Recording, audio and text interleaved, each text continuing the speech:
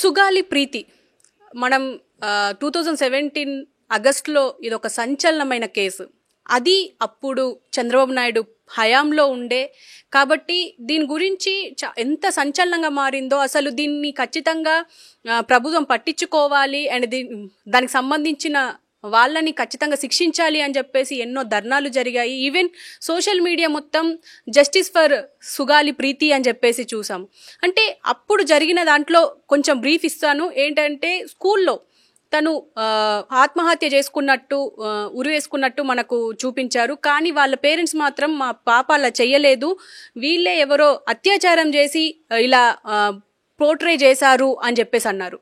మరి దీనికి సంబంధించి పవన్ కళ్యాణ్ ఆ టైంలో ఎంత ఆవేశంగా నేను ఖచ్చితంగా సుగాలి ప్రీతికి జస్టిస్ తీసుకొచ్చే ప్రయత్నం చేస్తాను, ఒకవేళ ప్రభుత్వంలోకి వస్తే ఖచ్చితంగా ఫస్ట్ చేసే పనే అది అని చెప్పేసి అన్నారు. అండ్ రీసెంట్గా కూడా చాలాసార్లు మాట్లాడారు. కానీ ఇప్పుడు వనరులు లేవు అని చెప్పేసి సిబిఐ కోర్టులో చెప్పడం అండ్ ఈ కేసును కొట్టేస్తే మంచిది అని చెప్పేసి అనడం ఎంతవరకు కరెక్టు అనేది మనతో పాటు వివరించడానికి చిట్టిబాబు గారు ఉన్నారు. సినీ విశ్లేషకులు, రాజకీయ విశ్లేషకులు, ఆయనతోనే మాట్లాడదాం. సార్ నమస్తే. సార్ నమస్తే. సార్ మీరు చెప్పండి, ఇప్పుడు సుగాలి ప్రీతికి జరిగింది న్యాయం అన్యాయం కాబట్టి ఇప్పుడు జరుగుతుంది అన్యాయం అని చెప్పుకోవచ్చు అంటారా? ఇప్పుడు అప్పటికన్నా ఇప్పుడు ఇంకా మహా దారుణమైన అన్యాయం అమ్మా.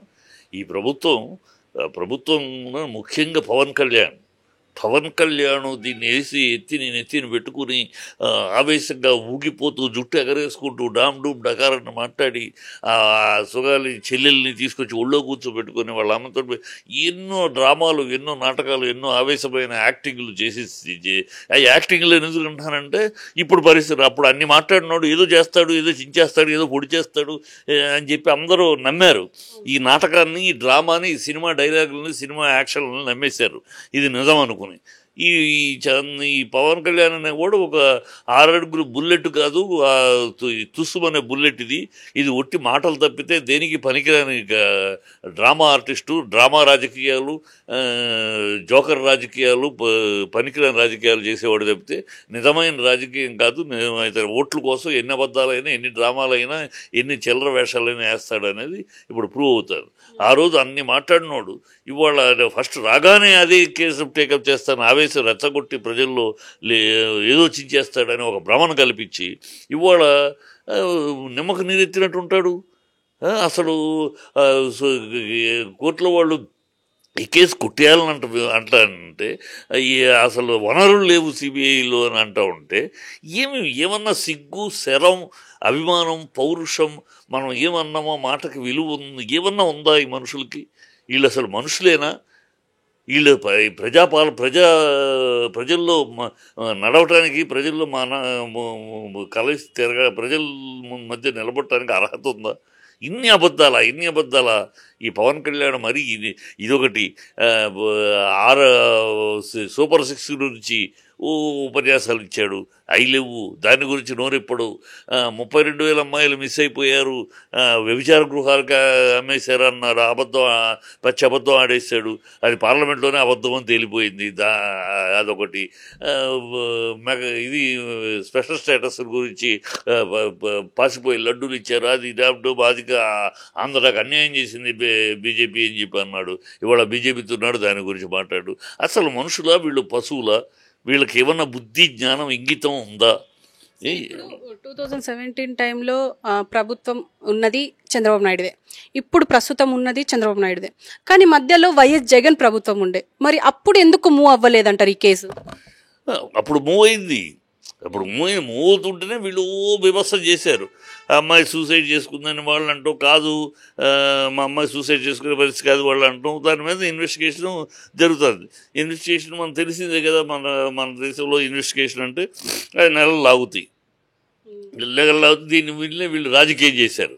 అది అసలు అమ్మాయికి న్యాయం అప్పుడే జరగకుండా వీళ్ళు చేసిన రాజకీయం 2017లో జరిగితే 17లో లేదు, 18లో లేదు, 19 లేదు, 20లో మొదలెట్టారు దీన్ని. మూడేళ్ళు వీళ్ళు మూలబెట్టేసేసి 3 ఏళ్ళు మూలబెట్టినాక దాన్ని తిరగదోడినప్పుడు ఆటోమేటిక్గా మళ్ళీ వెనక నుంచి రావాలి కదా, ఆ డిలే అవుతుంది. అది డిలే అయింది, ఏదో వచ్చింది, ఇప్పటికైనా దాన్ని మళ్ళీ మీ అధికారంలోకి వచ్చారు కదా, ఇప్పుడేం చేయాలి ఉన్నాయి అంటే వెళ్ళి ఓట్ల కోసం జనాల్ని మభ్యపెట్టడం కోసం జనాలను మోసం చేసి ఏదో మాట్లాడేసేసి ఏదో రెచ్చగొట్టేసి ఏదో ఓట్లు సంపాదించుకునే దౌర్భాగ్యపు క్రీడా తప్పితే వీళ్ళ దగ్గర నిజాయితీ లేదు, నిజం లేదు, ఒక నిబద్ధత లేదు.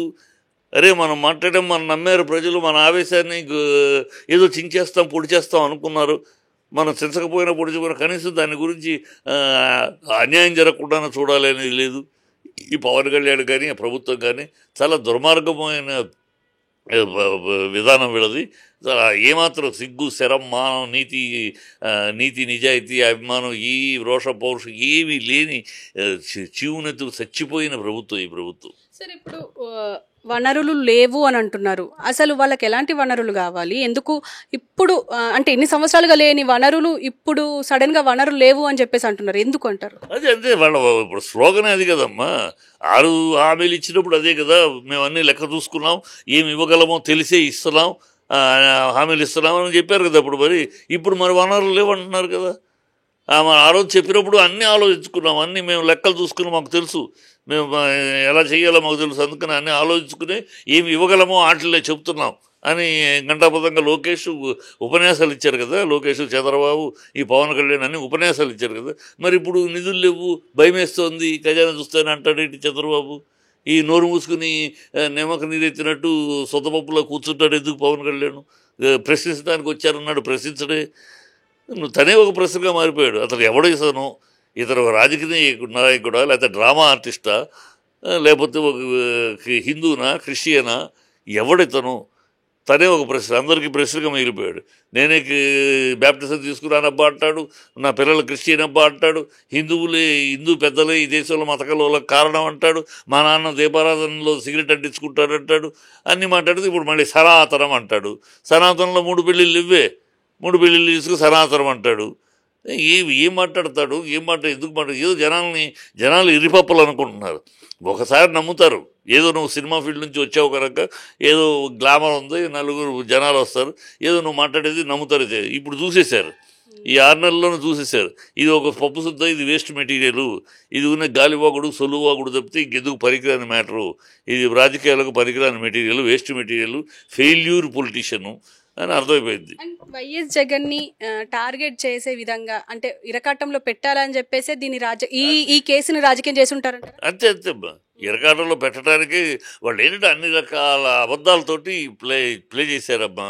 అన్ని రకాల అబద్ధాలు, 1 కాదు 2 కాదు, ఆఖరికి టైటిల్ రిజిస్ట్రేషన్ కూడా ఏంటి టైటిల్ అబద్ధమే. అది అప్పటికి 60% అయింది, ఇది ఒక్క కంప్లైంట్ లేదు. కానీ లాస్ట్ మినిట్లో టైటిల్ మొదలెట్టారు, ఏమైంది? ఏమీ లేదు, దాంట్లో జరిగింది ఏమి లేదు, అన్యాయం జరిగింది ఏమి లేదు, కానీ ప్రాపగండ చేశారు. అన్ని అబద్ధాలని ప్రమోట్ చేసి ఒక మీడియా పెట్టుకుని పిచ్చి అబద్ధాలని ప్రమోట్ చేశారు. ఆ ప్రమోట్ చేసి ప్రజలు నమ్మారు. ప్రజలు ఈ కూటమి వాళ్ళు వీళ్ళు 3 పైన మోడీ అని నమ్మేసి ప్రజలు భ్రమలో తీసుకెళ్ళి ప్రజలతో అబద్ధాలతోటి వచ్చేసారు. ఇప్పుడు అరాచకారం చేస్తున్నారు అంతే. Okay sir, thank you. So చూశారు కదా, అంటే వనరులు లేవు అని చెప్పేసి ఇప్పుడు కేసు కొట్టేయండి అని చెప్పేసి కోర్టును కోరుతున్నారు సిబిఐ. మరి ఇన్ని రోజులుగా ఎందుకు ఈ కేసు మూవ్ అవ్వలేదు? ఈవెన్ అప్పుడు 2017లో జరిగింది, దాదాపు 3 సంవత్సరాలు టైం ఉండే చంద్రబాబు నాయుడు హయాంలో. మరి ఆ తర్వాత అయినా కేసు మూవ్ అయ్యిందంటే అప్పుడు జరగలేదు. ఇప్పుడు సిబిఐ టేకప్ చేసిన తర్వాత కూడా ఇది అంటే ముందుకు వెళ్ళకపోవడం, సుగాలి ప్రీతికి న్యాయం జరిగే